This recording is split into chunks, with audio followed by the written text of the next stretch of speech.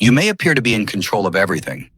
Your work is fine, your social media presence is consistent, and your friends think you're doing well. But only you know, every morning is a silent battle.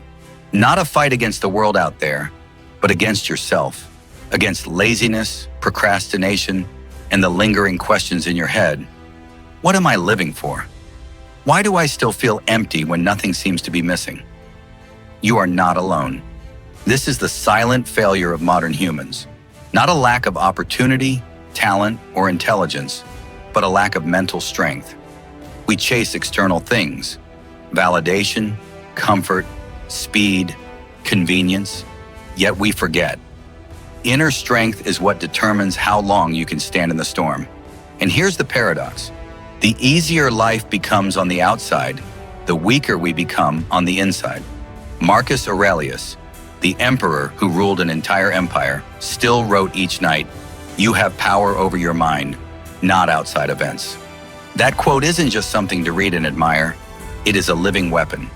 Because once you master your inner world, you're no longer easily shaken by criticism, rejection, failure, not even death.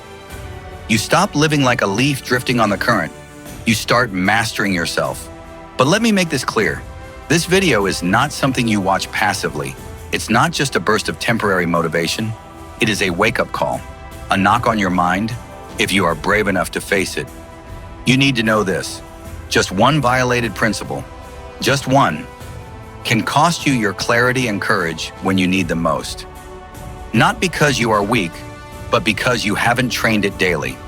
Just as muscles need to be exercised, so does the mind. And if you don't, then this world, with all its distractions, temptations, and noise, will quietly deepen that weakness every day without you even noticing. This video is for you. If you feel like you're living below your true potential, suppose you want to reclaim your self-control, if you're ready to live with principles, depth, and weight in a world that is shallow and loud, we will walk through 8 Stoic principles, not to become perfect, but to become strong and grounded. No one else needs to know, only you do, and you live that way, day by day. Pain is your teacher. There are days when it feels like everything is working against you. No one supports you. No one listens. There's no clear way out. But pause and look closely.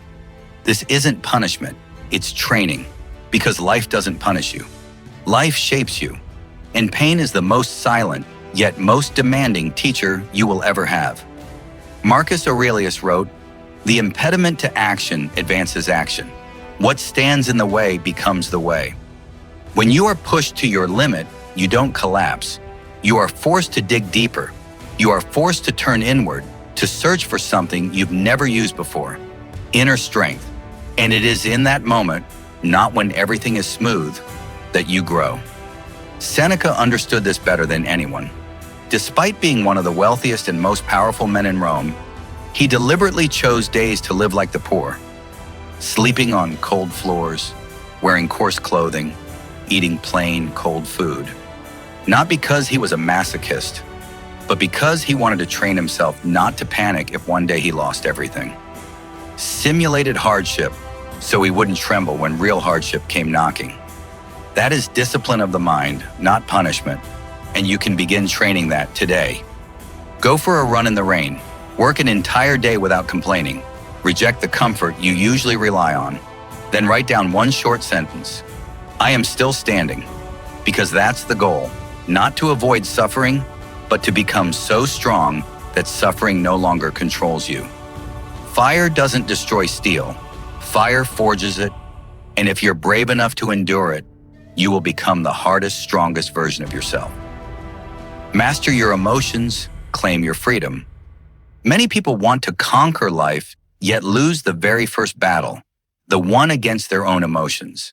They may hold degrees, status, or wealth, but one insult, one disappointment, one small failure is enough to make them angry, lose control, say what shouldn't be said, and do what shouldn't be done. Countless relationships have broken down due to a moment of rage. Countless opportunities were lost to a reckless decision. Countless people regret words they spoke in the heat of emotion. And it all begins with one thing. They never learned to govern themselves. The Stoic philosopher Epictetus once said, "It's not events that disturb people, but their judgments about them." Reflect on that, because if you cannot control your reactions, the world will control you instead. Someone insults you, you get angry, argue, and ruin your whole day. Someone rejects you, you feel worthless, shrink inside, and give up. Someone else succeeds, you grow envious, doubt yourself, and lose focus on your path. In every case, no one truly controls you, except you. That's why the Stoic does not seek to control the world. They seek to control themselves. They do not let emotions steer their life. They let reason lead. Marcus Aurelius, a Roman emperor, a warrior, a philosopher, once wrote in his journal, "If you are angry, do not act. Step back. Wait until your mind is clear." Not because he lacked the power to punish, but because he understood a rash decision is too high a price for any leader to pay. And what about you? Every day you are given dozens of chances to choose, to react or to reflect. You can shout when offended or stay silent and preserve your dignity. You can complain when rejected or learn and move forward. You can drown in anxiety or take one calm step at a time. A truly strong man is not someone who never feels anger, fear, or sadness. He is someone who knows these emotions do not define him. The Stoic does not run from emotion. They simply refuse to let emotion take the throne. Because they understand, true freedom does not lie in controlling others. It lies in not letting others control you through your feelings. If you've read this far and wonder how to begin, start here. The next time you feel a wave of anger rise or a surge of panic come, stop. Breathe. Write this down. I am being ruled by emotion. Then ask yourself, what matters more, reacting now or staying on my path? Repeat this daily. Every time you delay a reaction, you build inner strength. And this strength will help you keep your reason, even when the world around you is in chaos. Remember this, the one who controls his emotions controls his life. But the one who is controlled by emotion surrenders his fate to others. So don't let a single outburst ruin a whole journey. Don't let one fear stop a big decision. And never allow a stranger to hold the emotional switch within you. The Stoic does not live for praise nor to avoid hurt. They live to preserve their dignity. And if you want to live as they do, begin from within. Master your emotions before your emotions master you. Injustice is an opportunity. When justice is no longer a gift, make it your weapon. There will be days when the whole world seems to turn its back on you. You do what's right, but get misunderstood. You put in the effort, yet others take the credit. You live with integrity while the deceitful climb higher.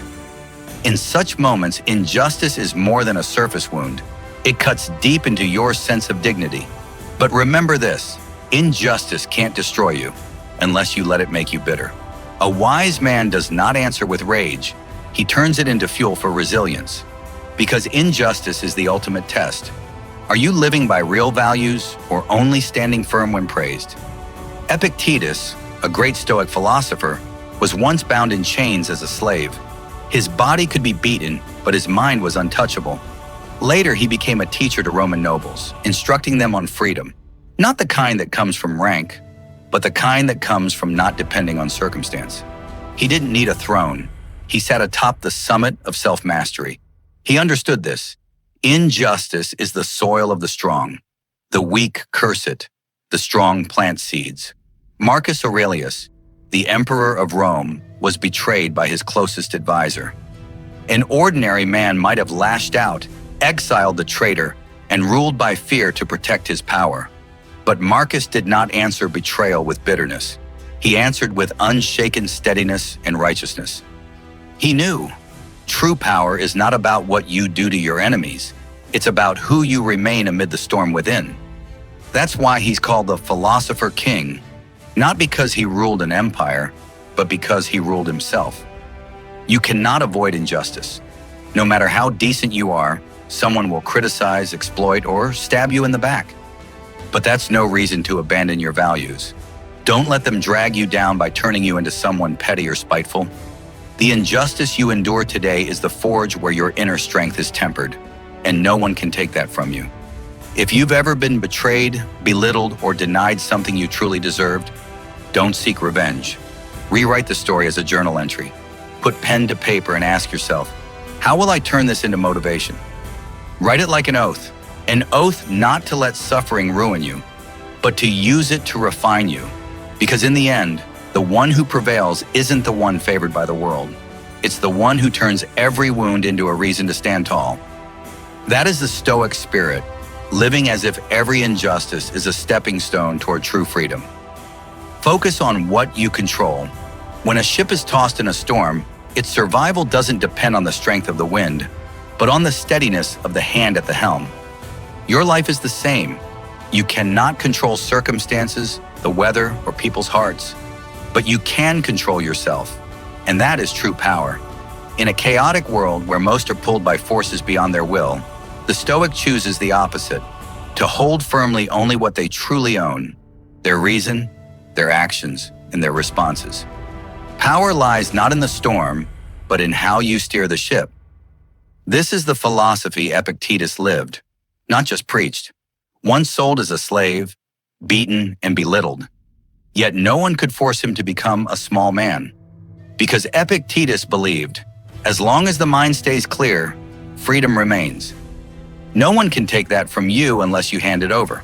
And Marcus Aurelius, an emperor who couldn't stop the rot in his court, couldn't halt the plague, couldn't save his loved ones from death, still managed to write one of the most powerful works on self-mastery, Meditations.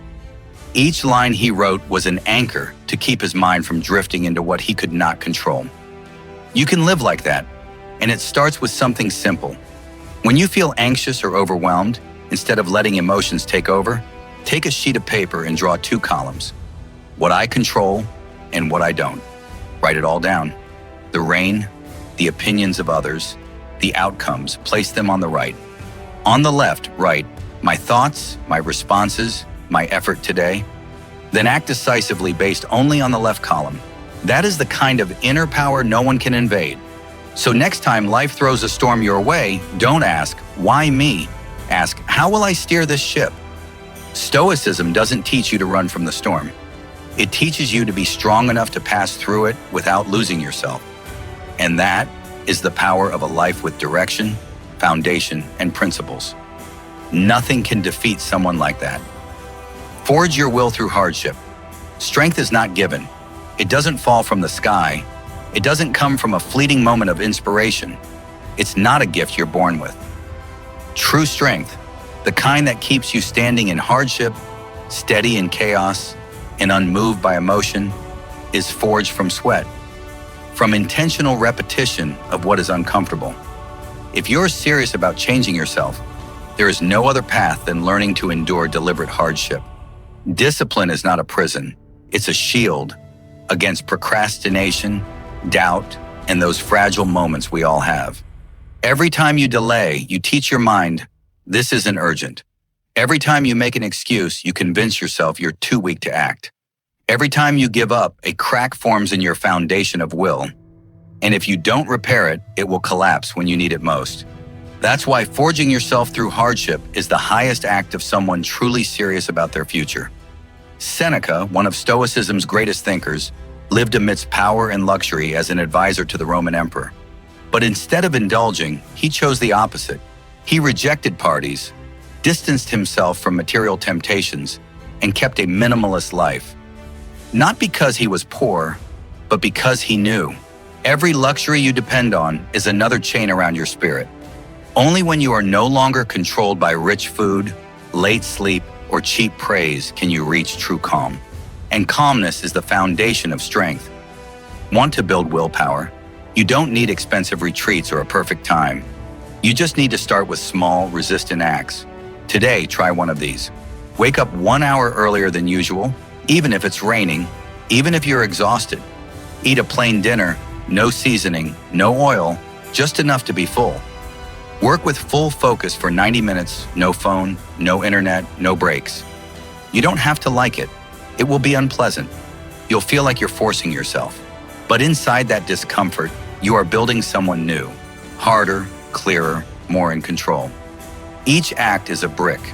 Day by day, you are building someone you'll be proud to look back on, someone not ruled by emotion, by circumstance, or by public opinion.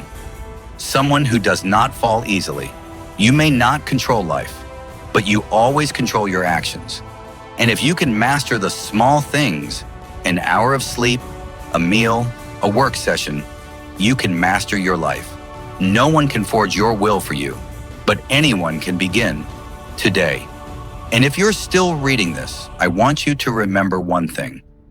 Strength is not a feeling. It is a repeated action, regardless of emotion. Love the process, forget the outcome. There is a painful paradox in modern life. People sweat, stay up late, wrestle with themselves, not to fully live each of those moments, but merely to exchange them for a success photo that someone might like. They don't love the process. They only love the medal. But Stoicism teaches the opposite. True success is not a destination, but the way you walk each step, with discipline, with meaning, and without being deceived by the glitter of vanity. Epictetus emphasized, freedom is not depending on what's beyond your control. When you let your worth be measured by someone else's eyes, you've already imprisoned yourself in the cell of expectations.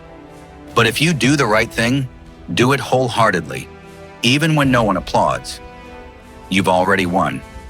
Marcus Aurelius is living proof. As an emperor, he could have demanded a team to record, edit, and publish every thought he had. But instead, he sat writing quietly at night with only a candle and a weary soul, not to be remembered, but to stay awake within himself. Meditations was not a book he wrote for the public eye. It was a journal of self-discipline, and that is precisely what makes it immortal. Not because of others, but because he himself needed to stay steadfast. If you write a line, don't think about how many people will praise it. Think, you are training yourself to be more honest. If you run every morning, don't wait for the perfect body to appear in the mirror. Remember, you are teaching your body to obey your mind. If you help someone, don't expect them to repay you. Just tell yourself, you've upheld your dignity as a human being. The greatest freedom is when you can persist in doing good, even when no one notices. Because at that moment, you no longer need anyone's approval. You've already approved of yourself. That's why the Stoics teach, do not love the outcome. It does not belong to you. Love the action, because that's where you truly exist. Today, choose one thing you love: drawing, writing, running, learning a language. But don't post it online. Don't announce it. Don't show it off. Simply do it with full presence and focus. After 1 week, look back on how you feel. Not the achievements, but the growth. The more you love the process, the less life can manipulate you, and the closer you are to the inner freedom that every Stoic seeks. Live fully because death is always near. There is a truth no one wants to face, yet no one can escape. Death is always beside us, every day, every hour, every breath. The problem is, most of us live as if we will live forever. We postpone love, postpone forgiveness, postpone starting, postpone living. And then one day, without warning, we no longer have the chance to do anything at all.